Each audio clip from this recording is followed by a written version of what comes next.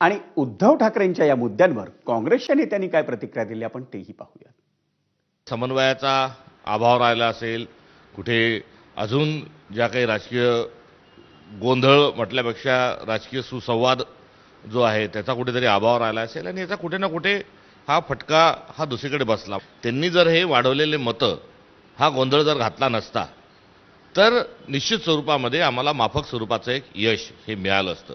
विधानसभेमध्ये लोकसभेमध्ये नाही, लोकसभेमध्ये इंडिया आघाडीचं मध्ये व्यवस्थित काम झालं म्हणूनच रिझल्ट पण आले.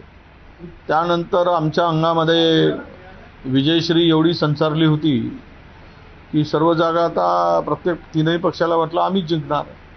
त्यामुळे 1.5 महिना वाटाघाटीतच घालवला. ही जागा तुझी नाही, ही जागा माझी, इथेच माझं वर्चस्व, तिथे तुझंच वर्चस्व. महाराष्ट्रामध्ये निवडणूक आयोग आणि नरेंद्र मोदींच्या सरकारने जे मतदान चोरण्याचं काम, त्याच्यावर डाका टाकण्याचं काम, लोकशाहीचं खून करण्याचं काम जो केलेलं आहे, त्यामुळे आमचा पराजय झालेला आहे. नाही तर विधानसभेतही आमचा पराजय झालेला नाही.